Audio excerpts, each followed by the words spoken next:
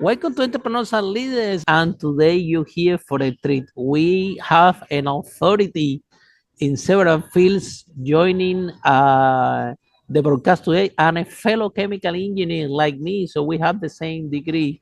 So Zafra Lerman is a scientist, educator, and humanitarian. She received a PhD in chemistry from Weizmann Institute of Science, Israel, and conducted research in isotope effect and Cornell Northwest University in the US and at ATA, Switzerland. She developed an innovative approach of teaching science through art. Oh, that's very cool. Music, drama, dance, rap, which was successful with underprivileged students around the globe. She worked in human rights cases in former Soviet Union, Russia, China, Guatemala, Cuba, the country when I was born, Peru, and South Africa, and was a success for preventing execution and releasing prisoners from jail and bringing dissidents to freedom. Something the biography of Zafra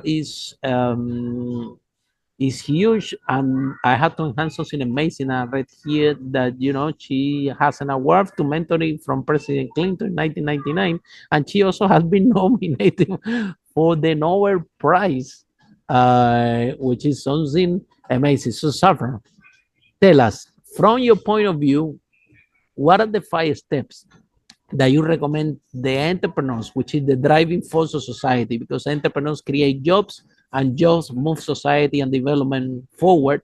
So, what are the 5 steps that you recommend to entrepreneurs in order to make the first million, in order to get product market fit, so they can expand the companies, they can employ more people, and society can move forward? Welcome to Entrepreneurs Are Leaders podcast with Harry Sardinas. Interviews with world's most influential entrepreneurs that share tips about how to grow your business exponentially. Charismatic speaking, leadership, branding, marketing strategies designed to help you monetize your knowledge, find true happiness, and manifest your goals and dreams. Okay, so I can talk about my experience that I think I used my entrepreneurship in 2 important things, and I will mention them. The first one is I believe that science education is a human right that belongs to all, and we cannot leave 99.5% of the society that is not interested in science and is being taught science not in an interesting way, leave them behind, because we live in a scientific, technological society. And in order to function in society, everybody should have a background in science and technology. So my first entrepreneurship was, how do I find a way to make sure that all the underprivileged children, all the non-science majors in the universities that don't want even to hear the word science, will take science, will understand science, and will enjoy it. But my entrepreneurship in leadership was not directed to make the first million, but was directed to make planet Earth a better place for humankind. So what I did, I developed a way to teach and assess, evaluate the students through art, music, dance, drama, rap, animation, poetry, any way you want. You could show me your knowledge in science. And if it was accurate, you could sing it, you could dance it, you can do a play on that, everything. Why? Because I hated tests. And I used to get sick before every test. So I used to tell my students that the minute they are my students, they are my friends. And we have a say in our tradition, don't do to your friend what you hated to be done to you. So what I hated to be done to me, I could not do to my students. So my students did not write a test and had to show all their knowledge in an hour in multiple choice test. And it became so successful that I received a lot of money from the National Science Foundation in the US to go into the poorest areas in the cities and try to teach the teachers to teach with my methods and to work with the students. And the changes were unbelievable. And then we built two academies in the worst schools that were really drugs and gangs. There was no learning going on there. Wow. And it changed the school completely because the students got so interested in learning this way that they dropped all the gangs and they dropped the drugs and they were coming even after school to the labs. The teachers that I taught were telling us, giving us report, and they managed to graduate. Before, nobody really graduated there from high school, very small percentage. From our academy, 98% graduation, 98% going to university. It changed completely. And then it, in order to show that the science is not Mickey Mouse, as you know, if you have a degree in chemical engineering, in order to show that it's really science, I came with the idea to persuade the chairman of chemistry at Princeton University, that is Mhm. best in the US, and the chairman of chemistry in Indiana University, that is a big state school, to go together with me to write a grant, and we will develop the same class at the three institutions and will Mhm. prove that if it works in the three institutions, it can work in every institution in the world. And it was so successful that the National Science Foundation called that their flagship project. And in order to prove that my poor black Mhm. students, minority, can be second to none, they flew every year to Princeton, what Mhm. was for them the first time to get on a plane. And we had a joint symposium where they were outstanding. And the Princeton student, my students, spent 2 days together learning from each other. All the media used to come and cover the meeting and call it the meeting between two cultures. And then it went, I lectured a lot abroad, and it was adapted in many places abroad. I received the first international award in the New Mhm. Democratic South Mhm. Africa.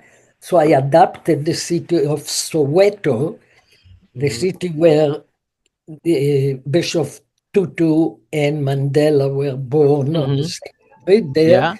the only city that on the same street two Nobel laureates Mhm. were born. I adopted this school district for them to adopt this system, and then it became if it would be a startup that should make money, I Mhm. would have made many, many million because it was taken over all over the world. How can we So bring education worldwide to society for those one that don't have can have? I always say that with education, Safra, those one that don't have can have.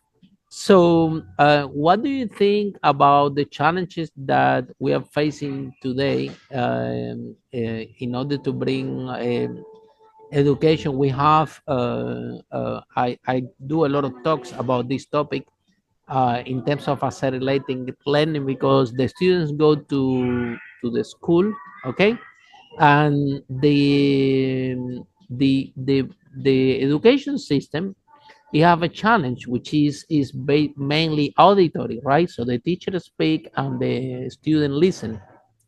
it hasn't been very little evolution. So what happened is that it's done this for hundreds of years, and what happened is that only 30% of the students have the highest mark. Those ones that listening is the best way of learning. But for example, I'm a visual person. I get distracted very easy. So if I don't see images, colors, and you teaching me a content, a lesson, I get distracted after 5, 10 minutes. There is no way that I can pay attention because I just learn different. Yeah, I learn this down the line. Yeah, in Cuba, I studied in a high performance school with a lot of, and my marks were not the highest one. They were all high performance students there, and but I was not the smartest one. I actually was bottom line, and the issue was one day they brought an exam, and the exam was geometric space. Okay, and then they bring this exam, and all of a sudden a lot of people have the whole class have terrible marks, and I'm on top of that mark because it was geometric on the space. So it's something that I could visualize, and because I am a visual learner, of course I got highest mark than the rest of the class. The point of the story is that we go into education system, and there is a bias there that who's smarter, and the smarter is whoever have better points.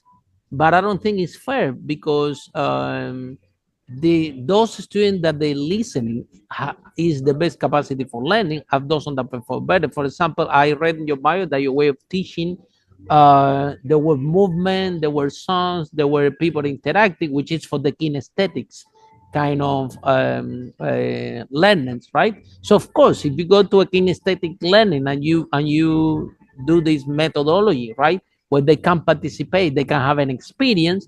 Of course, they're gonna solve the content fast in a way that they prefer to learn. I have a friend in London.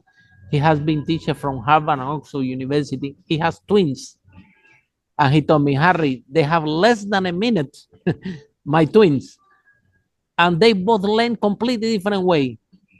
One is very auditory, and the other one is totally visual, and I had to teach them math. They both have been amazing students, and he told me, but they learn completely in different ways. So Safra, what can be done, and why the education system, it doesn't matter if you're in London, in US, in it doesn't matter what any country. If you see the cars 100 years ago and the cars now, you can see the huge innovation. Why we keep in the education system mainly going to the schools, going to university, and keeping this way that we teach students, right? Whether it seems that on purpose we want that only 30% outperform, the other 30% in the middle, and the other 30% down. Um, what can be done in order to bring to the world accelerating learning, experiential learning, and make it fair for everybody in terms of when we're gonna give a lesson or we're gonna teach a content, teaching in a way that equals auditory, visual, and kinesthetic, right? I use this a lot in my conferences because I want everybody to learn. It's my interest everybody learn. So I have to do the three things, right? So what can be done, Safra? The problem with education is now it's too many years that it's going from bad to worse, and there are few reasons to that. First, most of the countries don't respect teachers. And the minute that it's not a respectful profession, very bright people don't want to go to a profession where they are not respected. So we are losing a lot of good people that could have done excellent in education that they will not go. Second, we used one system fits all. And I always say the people in the fashion design once used to do that. They said now all the women will wear miniskirts. It was horrible for these women, horrible for it was good for a part of the women that miniskirts fits for them. So then they changed it to maxi skirt, but nothing fits all. Not in fashion and not in education. It takes more I time. agree 100%. It takes more time to teach the people in the way they can learn and everybody helping them in the way they can learn than just maybe stand there next to the border, blackboard and write a reaction. And my student did a cartoon of that, that a teacher stands there and writes about NaCl, sodium shows, and in their cartoon, all the students are like that, asleep. So, Mm-hmm. but if it's teaching everybody the way they can learn, few people, even visual, there Mm-hmm. are different ways of visualization that there are people that learn very well from computer Mm-hmm. visualization. But I'm it, visual. You can tell Safra that I'm visual. Look my background. I need to have colors. I need to see things. Otherwise, I'm very visual. This is how, and I learn visually a lot. I just didn't know. I agree 100% with you that number one, um, we have brilliant people out there, brilliant professors. My parents are teachers, my mom and my dad, so they are both professors. where in And Cuba, they, yes, yeah. And then they're not living Cuba now, but when they were in Cuba, they were teachers. So and I always ask my dad, look, this problem, whose fault is the fault of the student, is the fault of the teacher, or maybe the responsible is not even the teacher or the student, is the system and the education system and the institution. Because even Safra, if you want to do accelerated learning and experiential learning in your school, in a school, or even in a university, and you have an idea to take all these people, to all your students, and take them to the park. And today we're gonna have a class where we're gonna learn about mathematics, but we're gonna be dancing, we're gonna be this, we're gonna be that, we're gonna have an experience. Maybe the rules of the school, they won't allow you to take to give you this freedom to change, to go or should out of the box, because you have to fix certain certain compliance in a way that you deliver less. I mean, you're the teachers, but teacher doesn't have the freedom. Teacher need to follow a compliance. Maybe in university they still have a little bit more flexibility, but yet Safra is within a framework, within something that is dictated by government, by countries, by policies. And I think that the problem is there, but it's a global problem. Developing countries, poor countries, the problem is everywhere, right? And it it, brings another problem even bigger, right? Because now you go to the school and you performing low, okay, and then you think that you're not smart enough, right? And there is a book from Robert Kiyosaki that said why students A work for students C, right? So you think sometimes you're thinking you're not smart enough, and then after you finish your school, you go out to your life, and then, well, you learn in a way that is easy for you to learn. And a student that didn't do good at the school, that maybe they didn't went to university because of the way that the content was taught, is not in the preferred way for them to learn. Turns out that they perform amazing, and some of them I'm CEOs. I'm doing brilliant out there. So, um, what can be done in terms of government, in terms of policies? Because I think that this problem is a start from the top, and it seems to me that nobody cares all over the world, and everybody, let's say, let's keep the same system, let's keep it as unfair as it is. And whoever is lucky, my brother is auditory, he speaks 5 languages. So of course he go to school, he's in the top of the class. My girlfriend also speak 5 languages. So clearly they are auditory, they learn by and again top of the class all the time. So if you're an auditory, you and you go to school, you're gonna shine. They're teaching you in the way that is easy for you. But what about the rest? This is true. Therefore, I developed this way of teaching. But you are right. I like yours, There Safra, the way you teach because it's experiential, right? So now it's not only for the auditories. That's what I'll tell you a is. story. There is scientific conferences that are called the Gordon Conferences. Only 125 scientists from all over the world can come to a Gordon Conference. But there are 55 of them in different subjects. One of them is on science visualization. And all the people used to show visualization that they produced for their students on the computer visualization.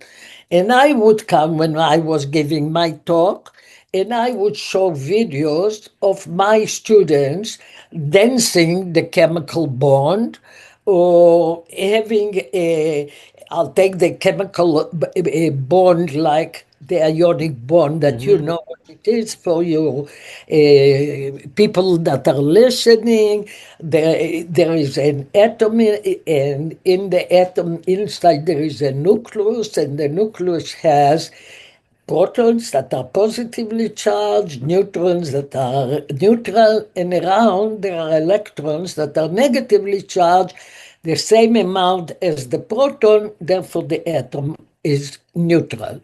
In order to have table salt, sodium chlorine, sodium gives one electron to chlorine, then he becomes positive, chlorine becomes negative, negative and positive always attract, so they form ionic bond and table salt.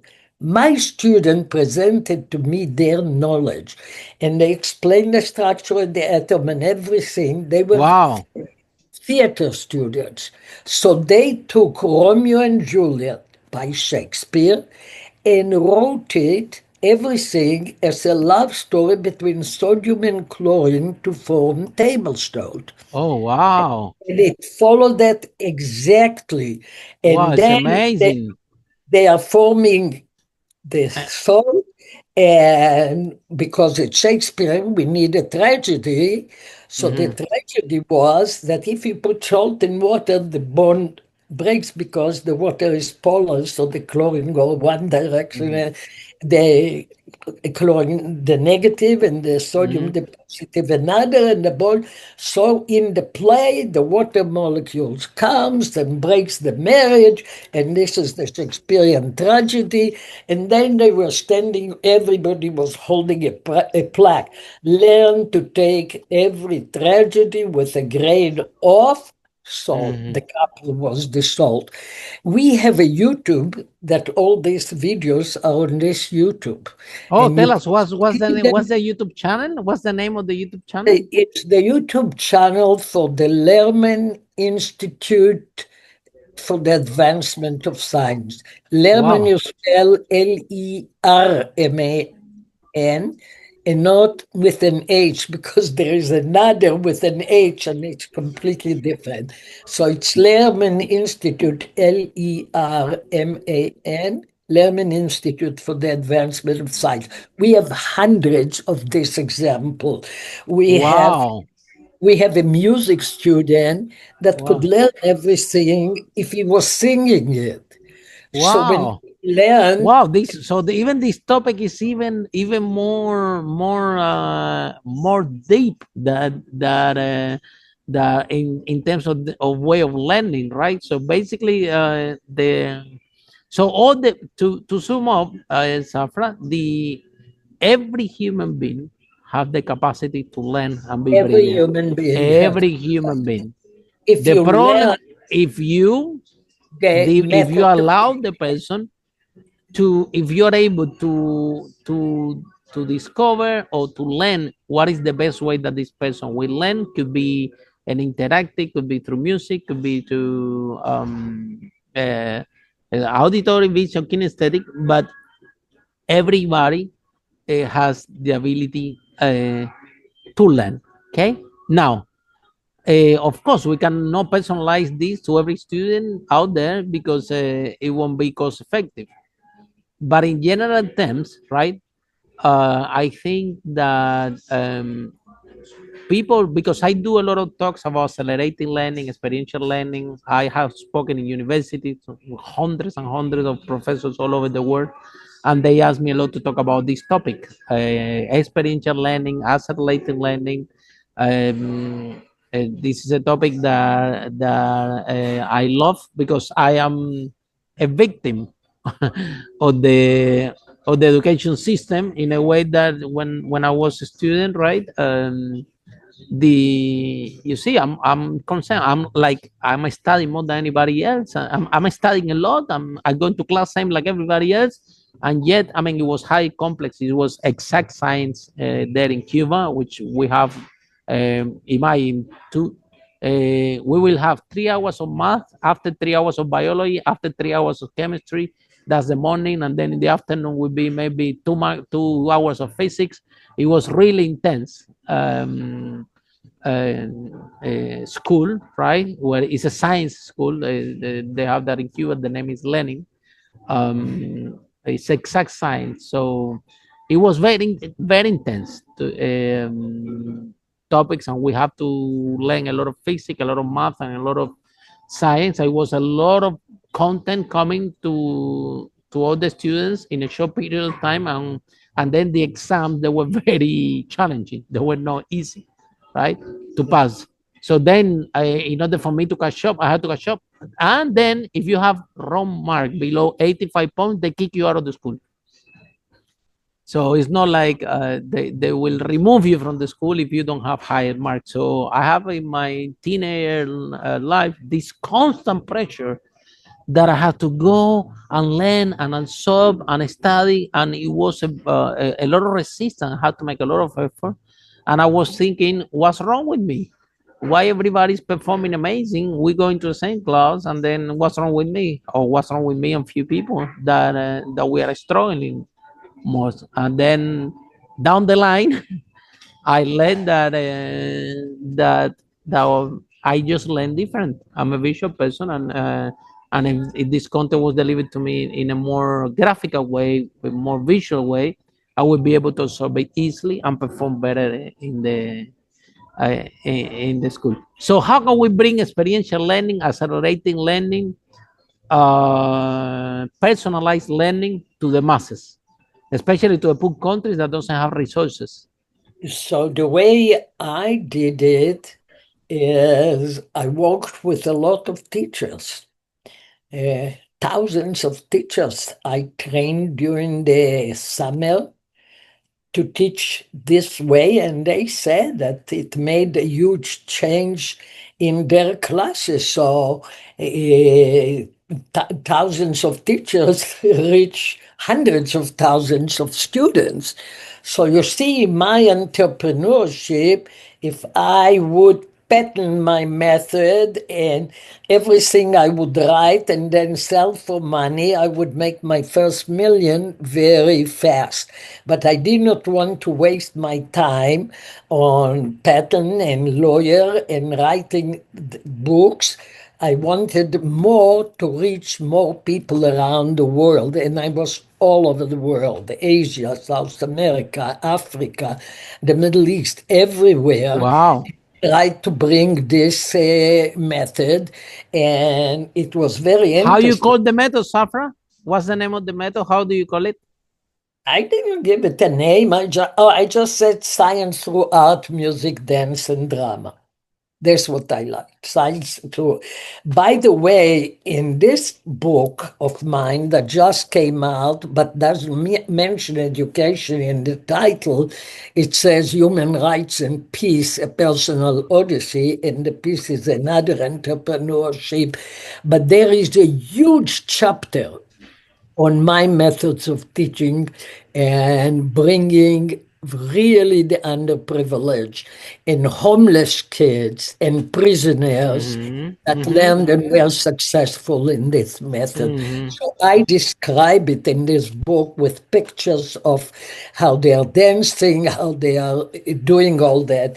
And I told you, by the way, I don't know if in England it's popular, but in the US, Amazon is the most popular. So Mhm. Amazon has this Mhm. book now in paperback.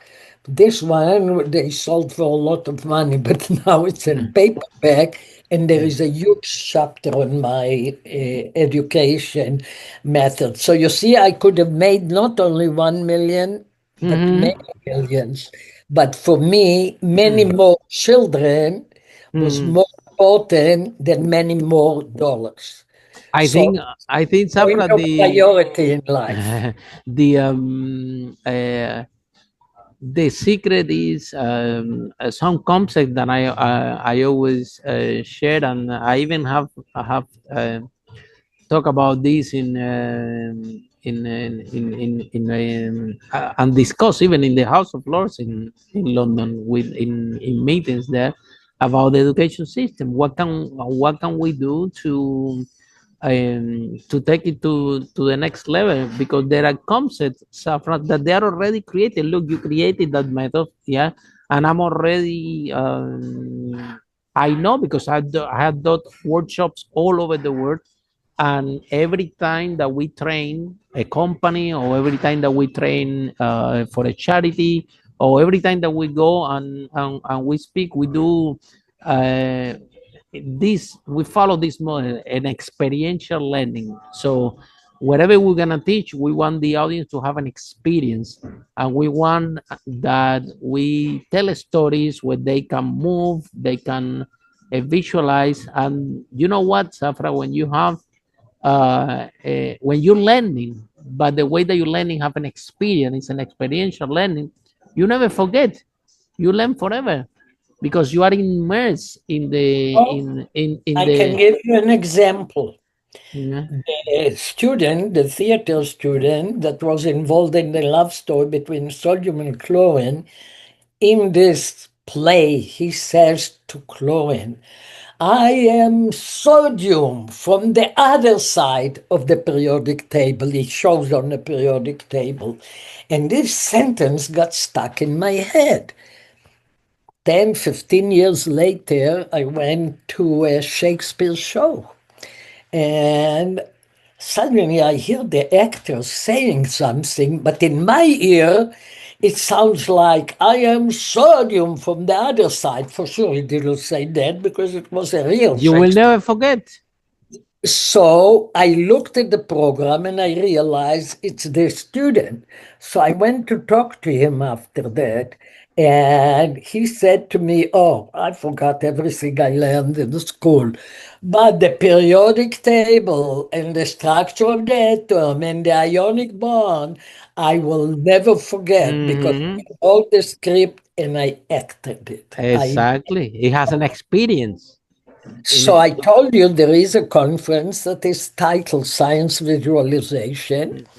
And every year I would show, it's in Oxford, every 2 years, I would show videos Hmm. of the students and middle school students, teenagers, how they learned to dance. They were Hmm. homeless kids. So then once this conference was in the US in Mount Holyoke, and the organizer said to me, look, every time you bring these wonderful videos that are fascinating, but now it's in the US, not in Oxford. Can you raise money and bring 20 kids so we can see really how they learn? I raised the money, I brought 20 kids, and they showed them how they learn. I have all these videos, it's on this YouTube. And they showed how they learned through dance. and the audience stands there, bravo, bravo, screaming like crazy. And Mhm. they show them a dance on the periodic table, and a dance on the depletion of the ozone layer, and a dance on free state of matter. The younger kids did that. And the people said, wow, when you see it really live, it's unbelievable. So Safra, why this knowledge is out there? I mean, you have the vivid example, and I experienced it myself. Not only I delivered talks all over the world using that method, which is experiential learning, right? Something that we have in common. Even we have a lot in common, you and I. Yeah, we have a Yes, degree in because chemical engineer, and I'm also a we member of also the Cuban Chemical Society. look at Don't that. forget Look it. at that. So then, why if we have between professionals, we already know that the experiential learning works. We already know that these have better results for the students. We already know that this experiential learning it brings more democratic, a more fair chance to all the students. It doesn't matter if you are auditory, visual, kinesthetic. If you learn by having this experience, all have the fair chance to absorb content and to learn, right? Right. Why we have and this knowledge is out there and it's public. We already, with you and I, we when I met before and we're talking about the same thing. So why from the bottom is people like us doing experiential learning and very focused, make sure that 100% everybody learn, even if you're a homeless, even if you're on the privilege. And so we want everybody to learn Right. and perform. This is us from the bottom, yeah? And then from the top, from government, from institutions, from policy, from ministers all over the world, we find a huge resistance that no, nobody want to change. There is we this is crazy experiential learning. No, let's don't do this, let's don't do that, let's keep the school We and the don't education like system change. tight and opposite the Safra, like let's make it more easy, right? So now the schools, I mean in London the somehow the school level is second level, yeah, but it's my understanding that same teenager that goes to London, then we come to US, is and come to my attention. They share with me that the level is way below in US than in London, even in the country wise. So basically, a lot of countries are making it easy the subjects at the school. Um, I don't know to maybe to under the mind that the problem is not to make easy school. The problem is that we need to teach them in a better way, right? Right. So they Right. can. Look, it's proven that you can, but it's interesting. There is some organization called Academia. I don't know who they are, but they want me to become a member and get money, give them money. But every day they send me how many people quote my papers. And Wow! it's Look at amazing. this! Look at Every this! day, every day, people quote my papers in their uh, Mm-hmm. papers that they publish. So I said, Mm-hmm. okay. So they look at that and They clap at you. They say that they you're amazing, and after they don't do so, nothing. Yeah, so this was my same first happened to me. entrepreneurship. I have a second entrepreneurship. Can I mention Yes, go ahead. my second? My second entrepreneurship is that after September 11, Mm-hmm. I suggested to the American Chemical Society, where I chaired the subcommittee on scientific freedom and human rights. With this committee, I organized all the trip to Cuba, where I went Mm-hmm. time with delegation of scientists. And I said that we have to concentrate now in the Middle East. And Mm-hmm. this was the height of the Intifada, the uprising, where suicide bombing were everywhere in restaurants, buses, streets. It was just atrocious. And I suggested that we should have a conference, and I will organize it, and we will bring scientists from all the Middle East countries, all of them. Mm-hmm. Iraq, Syria, Lebanon, Mm-hmm. Israel, Palestine, all the Middle East, for 5 days with several Nobel laureates, and we'll give them a platform to see what unites them than what separates them. Mm-hmm. Give them a platform to stop demonizing the unknown other, but will give them a platform to develop collaborations, Mm-hmm. specific issues that one country cannot solve alone, like the water aqueducts. They go through a lot of countries, and Mm-hmm. you know, the borders there are just lines on the map that the British put. They have nothing to do with anything. So I suggested it. Everybody looked at me like I'm out of my mind, especially with the situation with the Intifada. And at the end, it was approved, and we Wow. had the conference on the island of Malta. Why? Because I decided that island is safer than mainland. And to Mm-hmm. get to Malta, that was very hard. There was only direct flight from London, Frankfurt, and Rome. Mm-hmm. So I calculated that it will not be worse for a terrorist to spend a whole day to get to Malta and kill a lot of Muslims in a few days. It was in Malta, and this was a big entrepreneurship Wow. because we started introducing entrepreneurship in Mm-hmm. our workshops.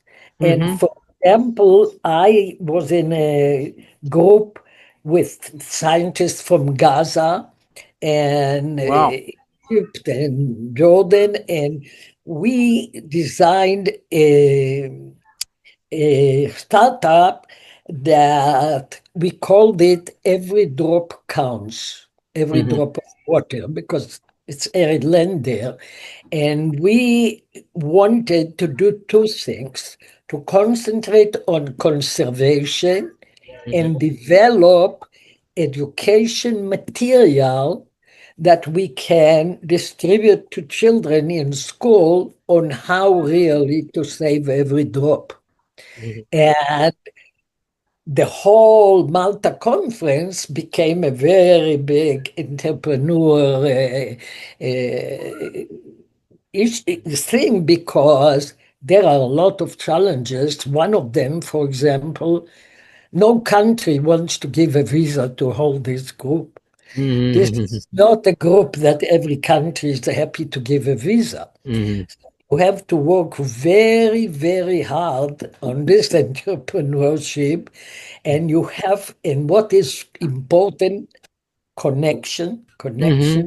action, using your critical thinking, that Mm-hmm. courses in science can teach you critical Mm-hmm. thinking in order to persuade these countries to give a visa.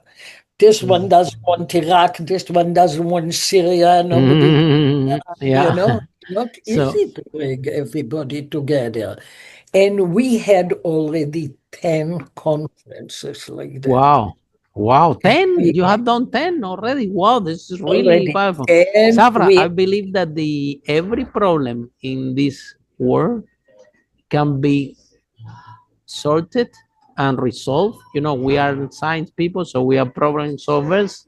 We spend most of our life, at least in the university, solving theoretical problems, but they are all problems, right? So every problem can be solved in life just with communication and effective leadership.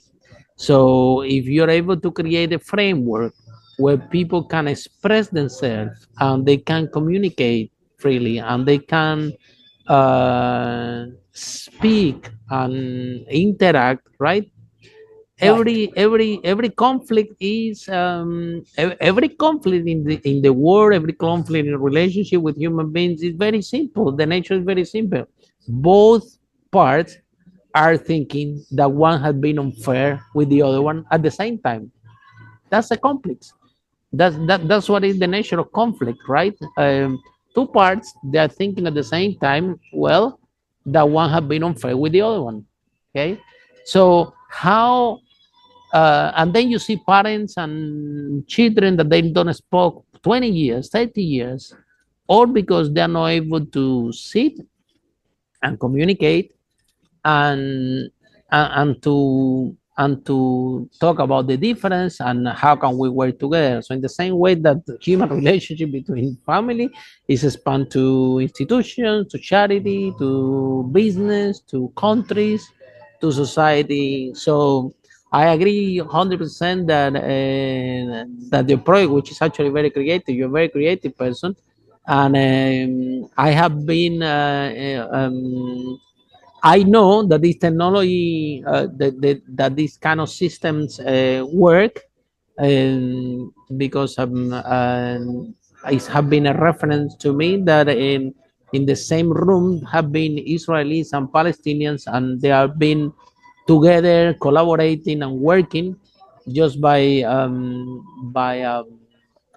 telling you, it's but okay. people that have done similar structures like you described, they Ex- create a framework where they can sit together, they can express, they can communicate, and the outcome is amazing because in the end of the day, we are all humans, right?